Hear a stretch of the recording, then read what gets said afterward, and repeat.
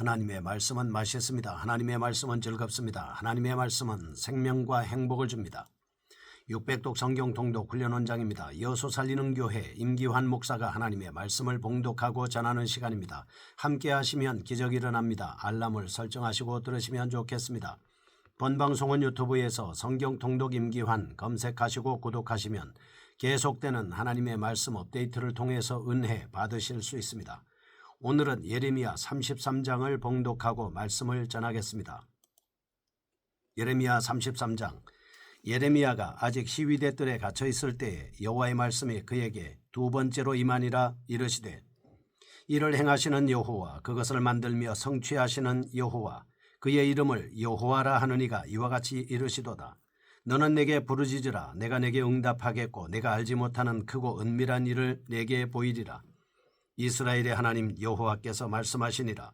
무리가 이 성읍의 가옥과 유다 왕궁을 헐어서 갈대아인의 참호와 칼을 대항하여 싸우려 하였으나 내가 나의 노여움과 분함으로 그들을 죽이고 그들의 시체로 이 성을 채우게 하였나니 이는 그들의 모든 악행으로 말미암아 나의 얼굴을 가리어 이 성을 돌아보지 아니하였음이라. 그러나 보라, 내가 이 성읍을 치료하며 고쳐낫게 하고 평안과 진실이 풍성함을 그들에게 나타낼 것이며 내가 유다의 포로와 이스라엘의 포로를 돌아오게 하여 그들을 처음과 같이 세울 것이며 내가 그들을 내게 범한 그 모든 죄악에서 정하게 하며 그들이 내게 범하며 행한 모든 죄악을 사할 것이라. 이 성읍이 세계 열방 앞에서 나의 기쁜 이름이 될 것이며 찬송과 영광이 될 것이요 그들은 내가 이 백성에게 베푼 모든 복을 들을 것이요 내가 이 성읍에 베푼 모든 복과 모든 평안으로 말미암아 두려워하며 떨리라. 여호와께서 이와 같이 말씀하시니라. 너희가 가리켜 말하기를 황폐하여 사람도 없고 짐승도 없다 하던 여기 곧 황폐하여 사람도 없고 주민도 없고 짐승도 없던 유다 성읍들과 예루살렘 거리에서 즐거워하는 소리, 기뻐하는 소리, 신랑의 소리, 신부의 소리와 및 만군의 여호와께 감사하라. 여호와는 선하시니 그 인자하심이 영원하다 하는 소리와 여호와의 성전에 감사제를 드리는 자들의 소리가 다시 들리리니 이는 내가 이 땅에 포로를 돌려보내어 지난 날처럼 되게 할 것임이라. 여호와의 말씀이니라.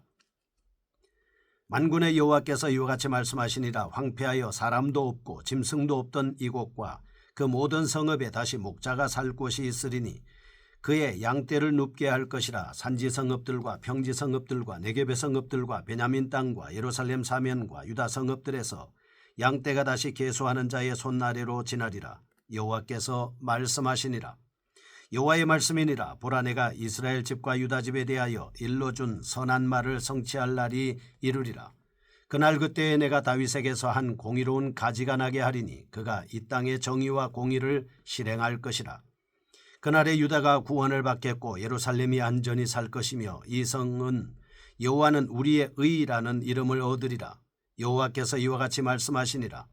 이스라엘 집의 왕위에 앉을 사람이 다윗에게 영원히 끊어지지 아니할 것이며 내 앞에서 번제를 드리며 소제를 사르며 다른 제사를 항상 드릴 레위 사람 제사장들도 끊어지지 아니하리라 하시니라.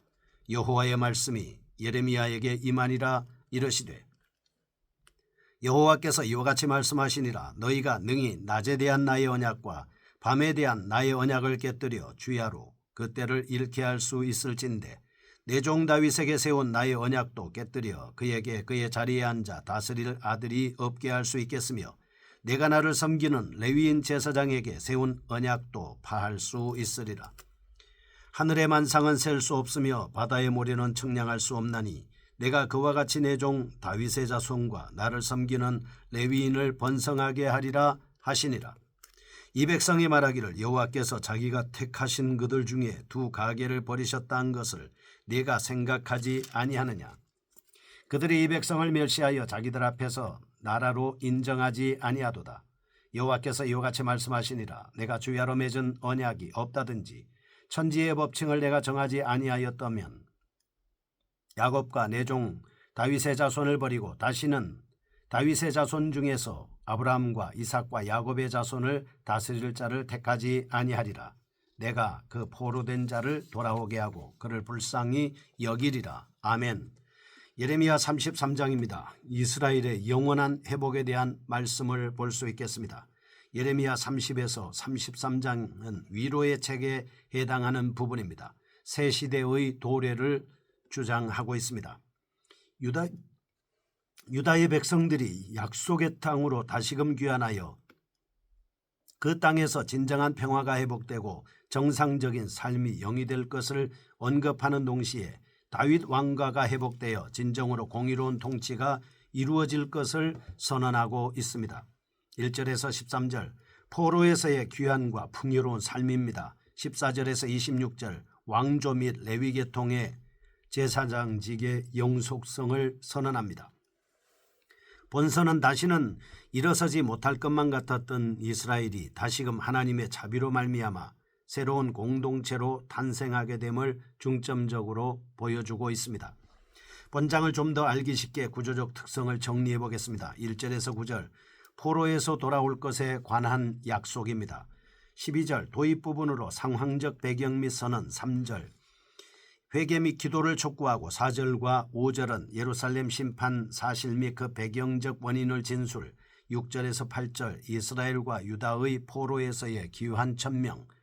9절 회복된 예루살렘의 번영 및 복. 10절에서 13절 이스라엘의 회복. 10절에서 11절은 온 이스라엘의 회복으로 인한 언약의 재발견입니다. 12절에서 13절 황폐해진 이스라엘 땅의 회복입니다.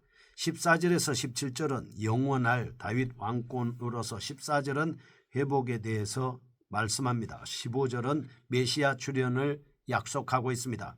16절과 17절은 메시아로 인한 구원과 왕권의 지속성입니다. 18절에서 26절 영속할 제사장직입니다. 18절 메시아로 인한 제사장직의 가능성. 19절에서 22절 다윗 언약의 재발견 및 특성과 본질로. 23절에서 26절은 다윗 왕가의 번영 및 하나님 완국의 모습입니다. 내용상 특징을 정리해 보겠습니다. 첫째 1절에서 9절 이스라엘의 구원에 있어서 하나님의 절대 주권을 강조하고 있습니다. 특히 예루살렘 회복과 포로 귀환의 주도권이 오직 하나님께 있음을 부각시키고 있는 예레미야는 1절, 10절, 12절, 14절, 17절, 20절, 25절 나 여호와가 이같이 말하노라 라는 표현을 무려 7번이나 사용하고 있습니다. 둘째, 14절에서 26절은 이전에 맺은 언약을 신실하게 지키시는 하나님의 모습을 드러내고 있습니다. 17절 다윗 왕위의 계승을 나타내는 왕권 언약. 18절 레위 지파와 맺은 제사장직의 언약. 24절에서 26절 아브라함과 영적 후손들과 맺은 선택의 언약 등을 성취시킨다고 말씀하고 있습니다. 우리는 하나님의 백성들에게 있어서 징계는 궁극적 목표가 아니라 은혜를 전달하시는 수단에 불과하다는 것을 알 수 있습니다. 또한 아무리 죄악으로 인하여 낙심 속에서 헤어지지 못하는 하나님의 백성일지라도 하나님의 신실성을 묵상하면 위로와 기쁨을 회복할 수 있음을 깨달을 수 있습니다. 첫 번째 1절에서 13절 포로 귀환과 풍요로운 삶입니다. 본단락은 하나님께서 장차 바벨론에 의해 멸망될 예루살렘을 다시금 회복시켜 주실 뿐만 아니라 이전과는 비교도 되지 않을 만큼 기쁨과 풍요가 넘치는 세상으로 만들어 주심을 강조하고 있습니다. 1절에서 9절 예루살렘이 비록 범죄함으로 인하여 멸망하였으나 하나님께서 죄를 용서해 주시고 구원해 주실 것을 선언하고 있습니다. 10절에서 13절 바벨론 침입으로 인해서 황폐해졌던 이스라엘이 다시금 하나님의 은혜로 풍성해질 것을 선언하고 있습니다. 내용적 특징입니다. 첫째, 하나님께서는 자신의 능력과 성품에 근거하여 언약 백성의 회복을 약속하십니다. 사실 예레미야는 하나님께서 어떻게 파멸될 운명에 놓여 있는 민족을 복구시킬 것인지를 이해하지 못했습니다.